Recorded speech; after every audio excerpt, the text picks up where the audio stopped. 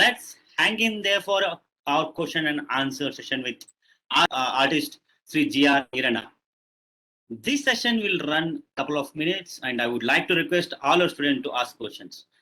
ಸ್ನೇಹಿತರೆ, ಈರಣ್ಣ ಸರ್ ನಮ್ಮವರು ಅನ್ನೋದು ಕೇಳ್ಬಿಟ್ಟು ಬಹಳ ಖುಷಿ ಆಗ್ತದೆ. ಸೊ ಕನ್ನಡದವ್ರು ಕೇಳ್ಬೋದು, ಯಾವುದೇ ಹಿಚ್ಕಚ್ಚಿಲ್ಲ, ಅವ್ರು ನಮ್ಗೆ ಗೈಡ್ ಮಾಡ್ತಾರ.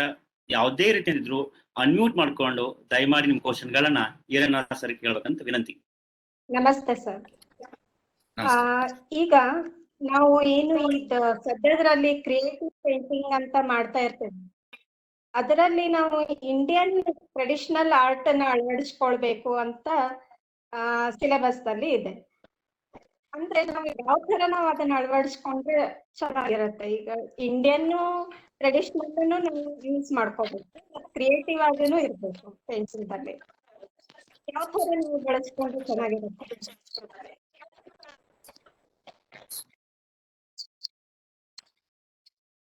ಆಯ್ತಾ?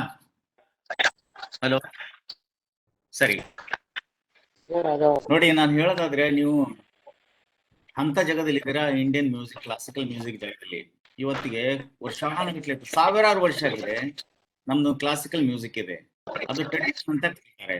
ಆದ್ರೆ ಇವತ್ತು ಅದಕ್ಕೆ ಮಾಡಿಫಿಕೇಶನ್ ಇದೆ, ಅದಕ್ಕೊಂದು ಮಾಡರ್ನಿಟಿ ಇದೆ, ಹೊಸತನಲ್ಲಿ ತರ್ತಾರೆ. ಸೀಲ್ ಯಾರ್ದೊಂದು ಸ್ವಲ್ಪ ಡಿಸ್ಟರ್ಬ್ ಇದೆ, ನೀವೇ ಹೊಸತನಲ್ಲಿ ತರ್ತಾರೆ. Similarly, we need to think of that. The reason is that the traditional is our roots. The traditional art is our roots, and it is up to you how you conceive that. ನೀವು ಹೆಂಗ್ ಅದನ್ನ ತಗೋತೀರಾ, ಅದನ್ನ ಹೆಂಗ್ ನೀವು ಹೊರಗೆ ತರ್ತೀರಾ. ನೋಡಿ, ಯಾವ್ದೋ ಒಂದು ವರ್ಕ್ ನೋಡ್ಬಿಟ್ಟು ಬೇರೆ ತರ ಮತ್ತೆ ಅದೇ ಮಾಡೋದಕ್ಕೆ ಅದಕ್ಕೇನು ಅರ್ಥ ಇಲ್ಲ. ಯಾಕಂದ್ರೆ ಒಬ್ರು ಮಾಡಿದ್ದನ್ನ ನೀವು ಮತ್ತೊಂದು ಬರಿತಾ ಇದೀರಾ, ಒಬ್ರು ಬರೆದ ಪುಸ್ತಕನ ನೀವು ಇನ್ನೊಂದ್ಸಾರಿ ಬರಿತಾ ಇದ್ದೀರಾ. ನೀವು ಓದಿಬಿಟ್ಟು ನಿಮ್ ಪುಸ್ತಕ ಬರೀಬೇಕಲ್ಲಿ, ಮತ್ತೆ ಅವಾಗ ನಿಮ್ದಾಗತ್ತೆ. ಬಹಳ ಸರಳವಾಗಿ ತಕ್ಕೋಗಲ್ಲ. That's very important. ಅದಕ್ಕೆ ನೀವು ಏನ ಮಾಡ್ತಿರಲ್ಲ ಅದ್ರ ಮೇಲೆ ಆಲೋಚನೆ ಮಾಡಿ, ಸರ್ಚ್ ಮಾಡಿ.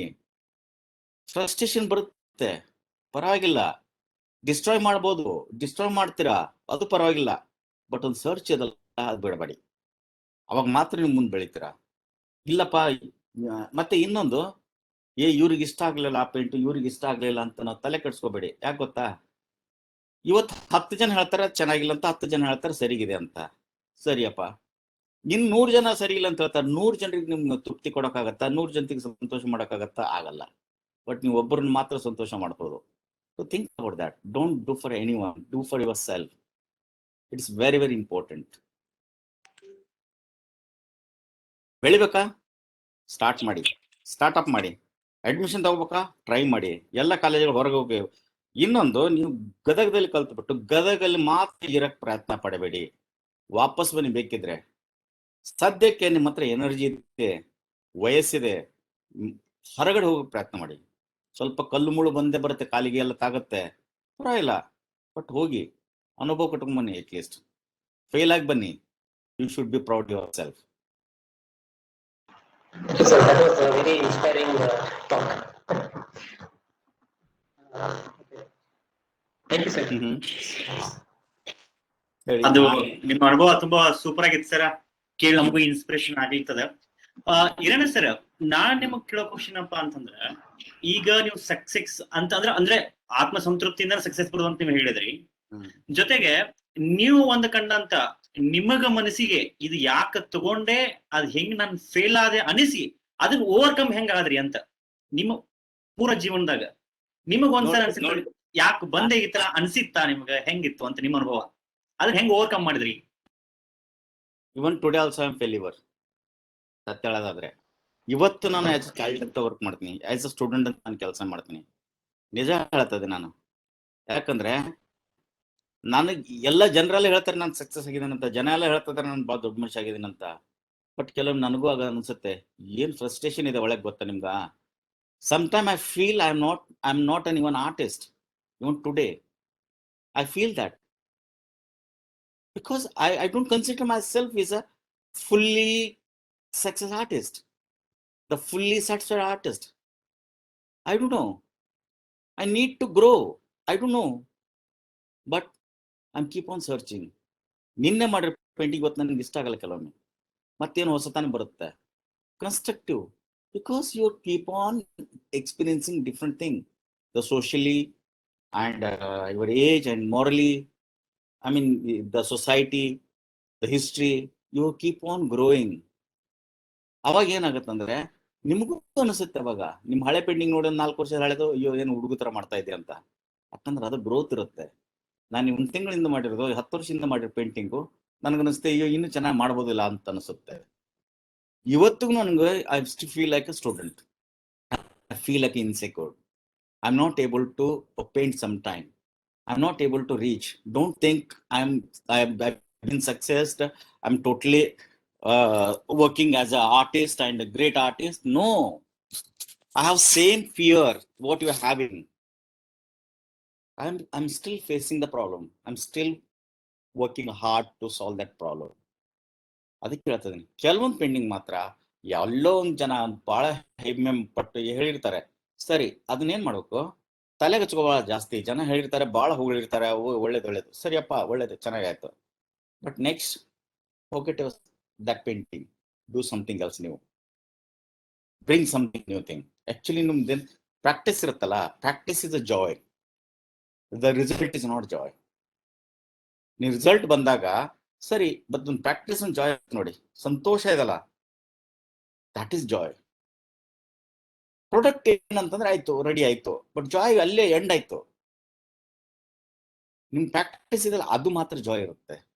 ಆ ಪ್ರಾಕ್ಟೀಸ್ ಅಲ್ಲಿ ಜಾಯ್ ತಗೊಳ್ಳೋ ಪ್ರಯತ್ನ ಪಡಿ, ಅದರಲ್ಲಿ ಸಂತೋಷ ಪಡೋ, ಅದರಲ್ಲಿ ರಸ ತಗೊಳ್ಳೋದು, ಅದರಲ್ಲಿ ಆ ರುಚಿಯನ್ನು ಅನುಭವಿಸೋದು.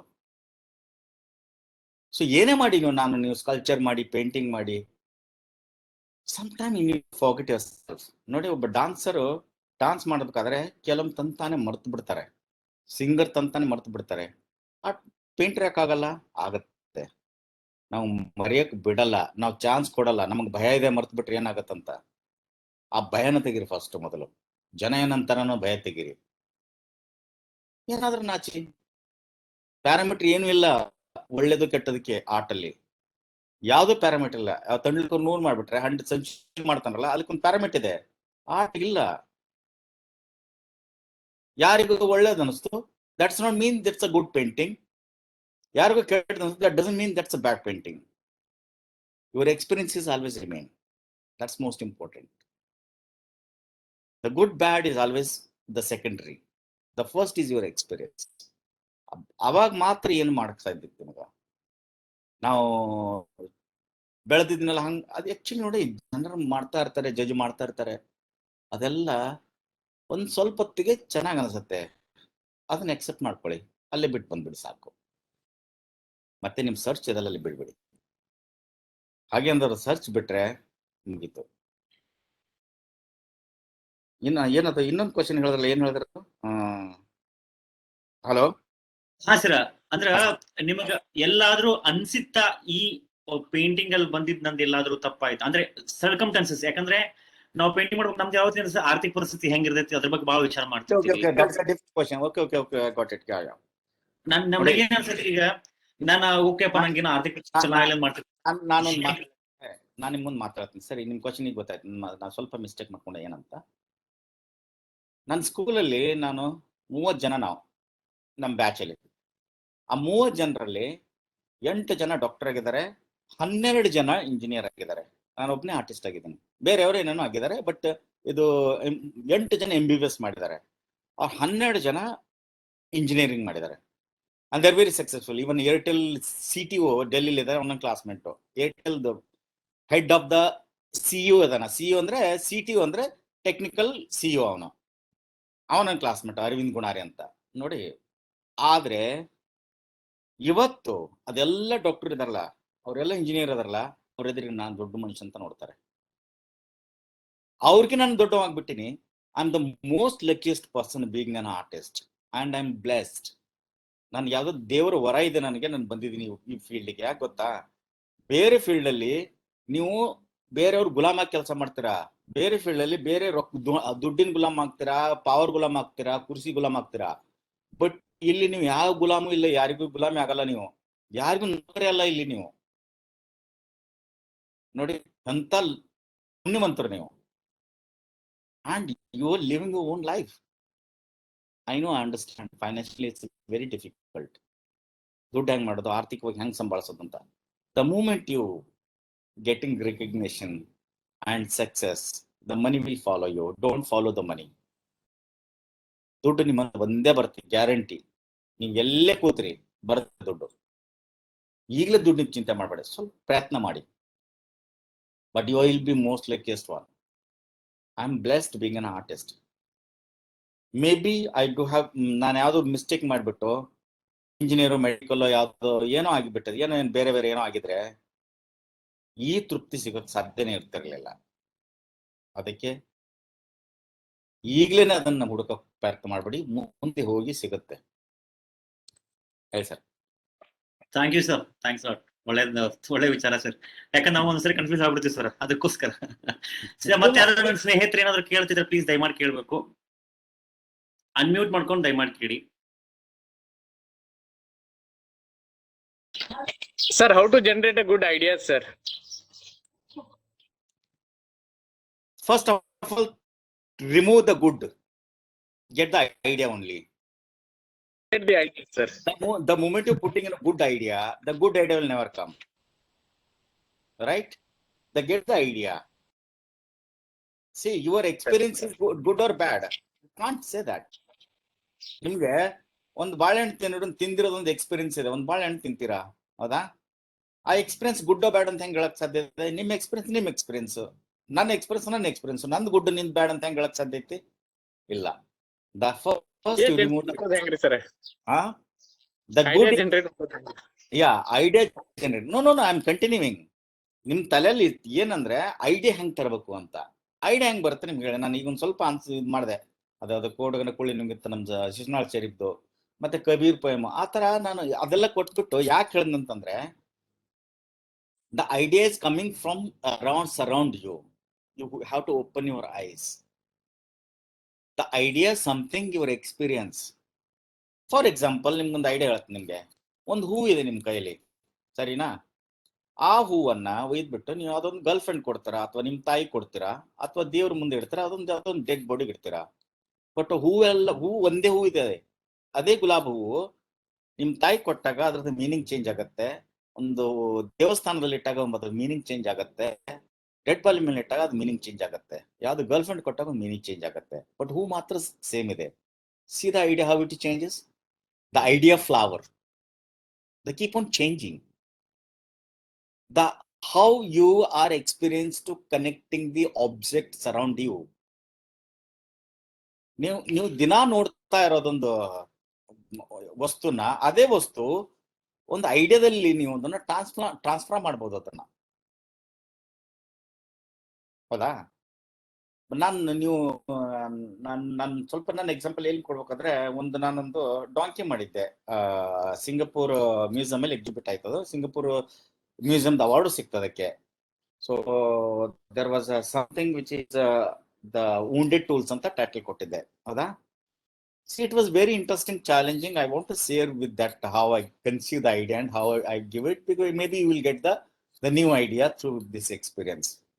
So it was something which is in mind, I was very against about the violence. I was very against about the terrorism, or I am very against, not terrorism. Terrorism doesn't mean one particular community. Terrorism also can be anybody, to visually, verbally, even physically. The terrorism is like that. I was very against. So I want to create something indirectly how to react.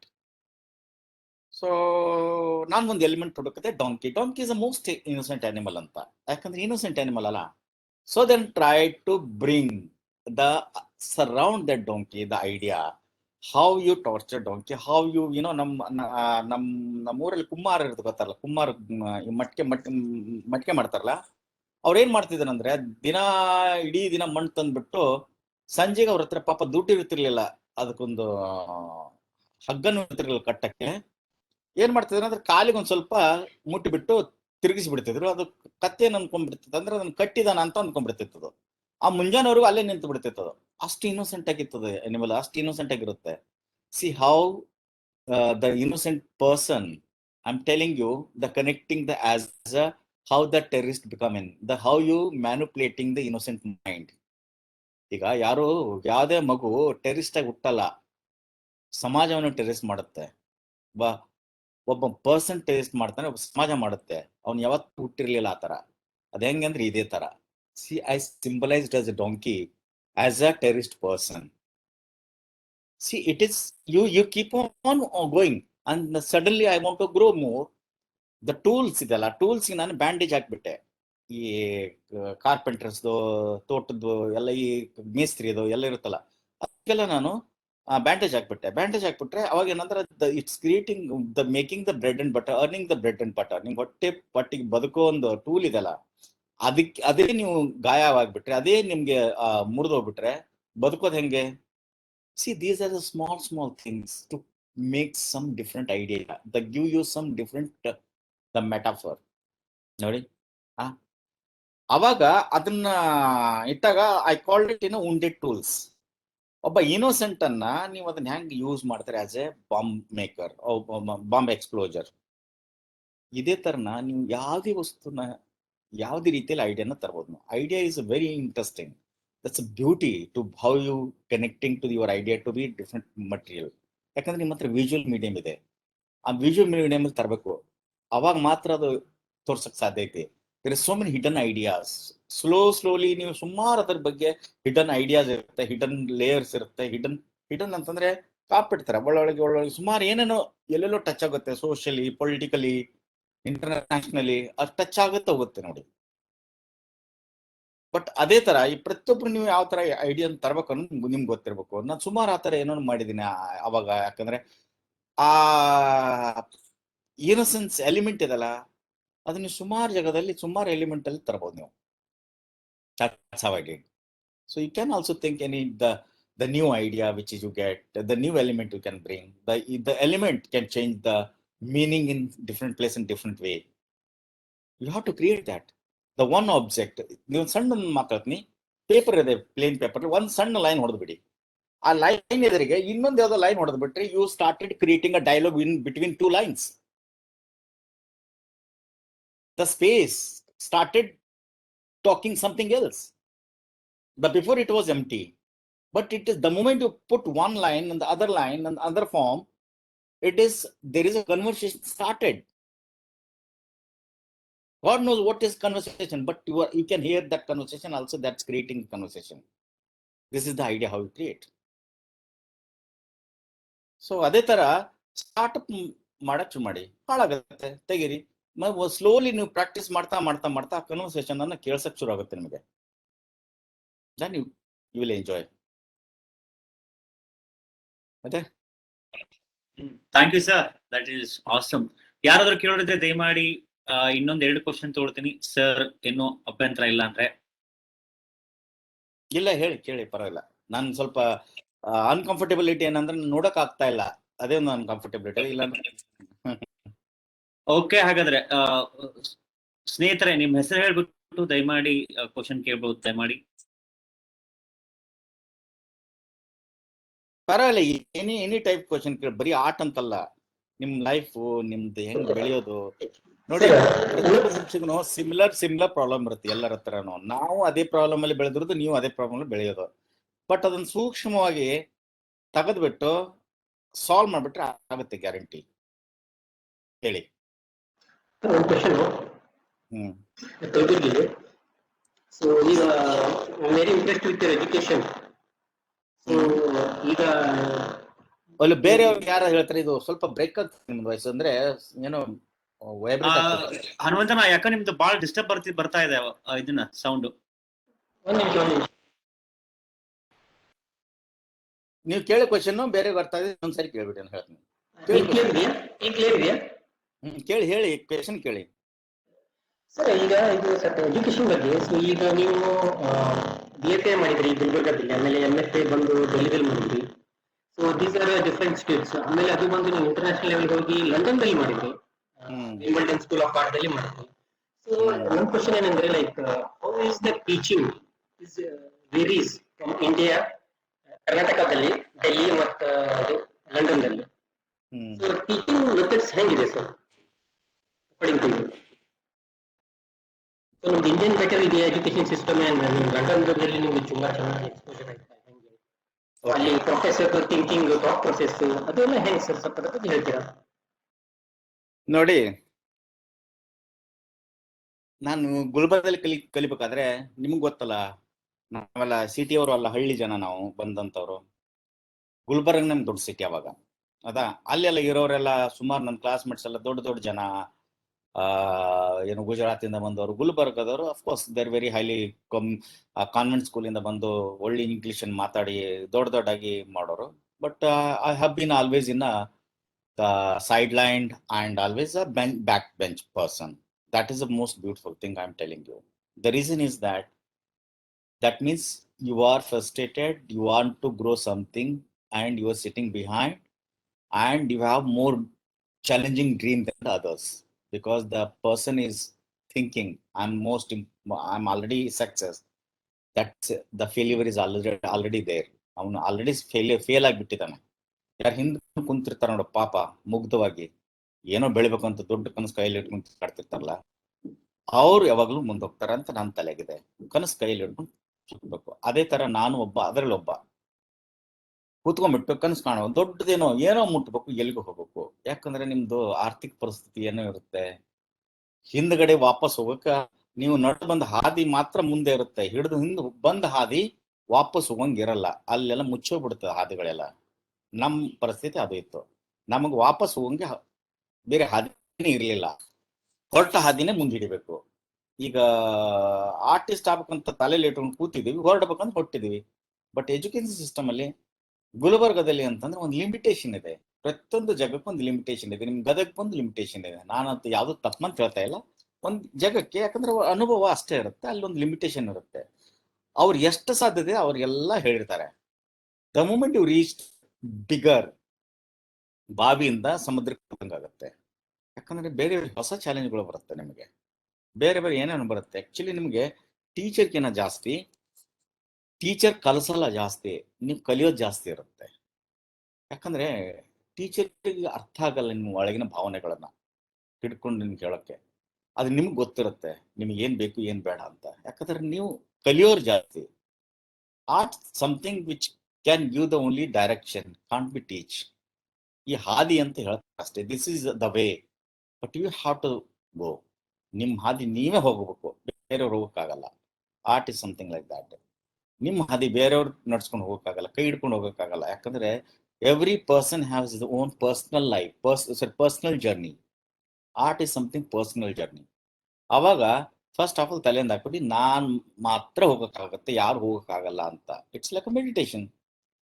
So ಅದು ಅವಾಗ ಏನಂತಂದ್ರೆ ನೀವು ಕಲಿಯೋದು ಜಾಸ್ತಿ. ನಾನು ಡೆಲ್ಲಿಗೆ ಬಂದ, ಗುಲ್ಬರ್ಗ ಬಿಟ್ಟು ನಾ ಹಳ್ಳಿಯಿಂದ ಗುಲ್ಬರ್ಗ ಹೋಗಿದ್ದೆ ದೊಡ್ಡ city.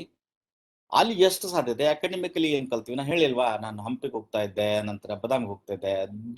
That level, the practising level, the pictorial, the anatomy and practice and the drawing, painting and material knowledge I have been learned from the Gulbarga.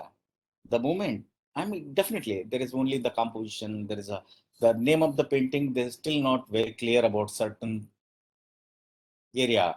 The moment you reach the Delhi, the whole concept will change. The painting idea has been changed, because ನೀವು ದೊಡ್ಡ ಸಮುದ್ರದಲ್ಲಿ ಏನೇನು ಇದನ್ನು painting ಆಗಕ್ಕೆ ಸಾಧ್ಯ ಇದೆ ಅಂತ ನಿಮಗೆ ಸರ್ಪ್ರೈಸ್ ಸಿಗಕ್ಕೆ ಸಾಧ್ಯತೆ.